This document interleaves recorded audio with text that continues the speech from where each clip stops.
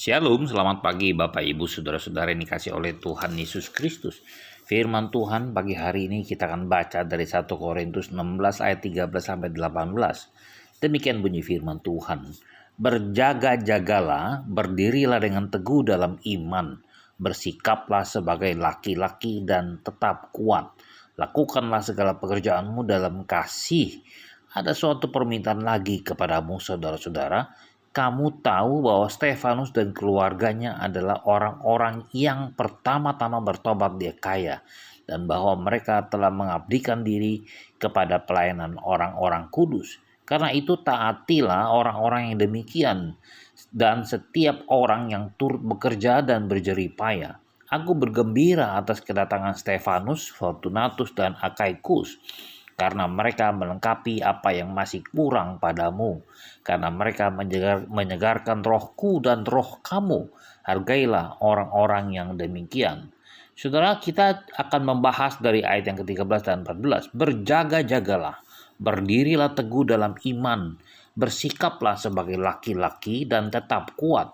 Lakukanlah segala pekerjaanmu dalam kasih. Saudara yang dikasih oleh Tuhan Yesus Kristus, Rasul Paulus memberikan perintah terakhirnya kepada jemaat di Korintus supaya mereka berjaga-jaga, berdiri teguh dalam iman, bersikap sebagai laki-laki, tetap kuat, dan melakukan segala sesuatu di dalam kasih. Mengapa kita harus berjaga-jaga, saudara? Di dalam bahasa aslinya, kata berjaga-jaga itu berarti berhati-hati, bangun dan waspada. Berjaga-jaga terhadap apa, saudara? Kita harus berjaga-jaga terhadap si iblis, sebab si iblis berjalan keliling sama seperti singa yang mengaum-ngaum dan mencari orang yang dapat ditelannya. Lawanlah dia dengan iman yang teguh, sebab kamu tahu bahwa semua saudaramu di seluruh dunia menanggung penderitaan yang sama. Demikian 1 Petrus 5 ayat 8 dan 9. Oleh karena itu, saudara, kita harus dapat memahami strategi dari iblis yang walaupun secara halus dan perlahan pasti akan berusaha untuk menghancurkan kita, akan menghancurkan seluruh manusia yang ada di dunia ini, saudara. Selain itu, kita juga harus berjaga-jaga terhadap percobaan sebagaimana yang Yesus katakan.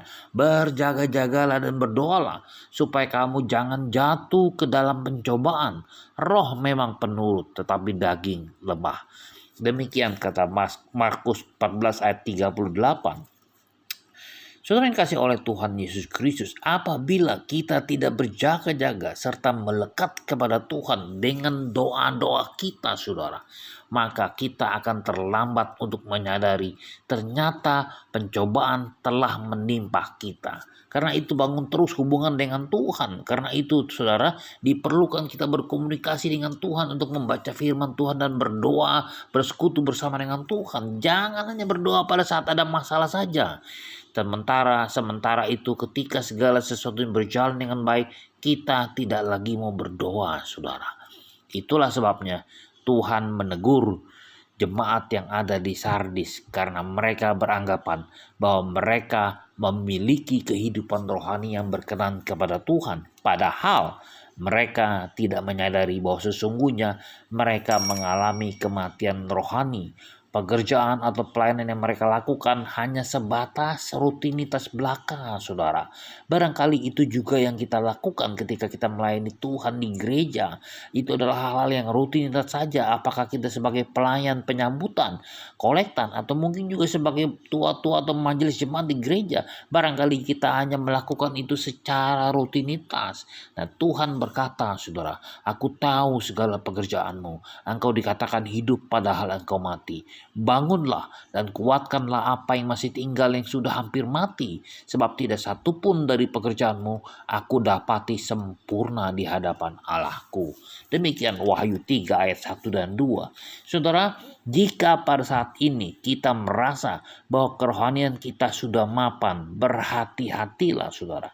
Janganlah kita pernah berpuas diri yang menilai kualitas iman kita, pekerjaan kita, dan juga pelayanan kita adalah Tuhan, bukan diri kita sendiri. Karena itu, jangan sekali-kali memegahkan diri kita. Selamat pagi, selamat berkarya, dan Tuhan berkati.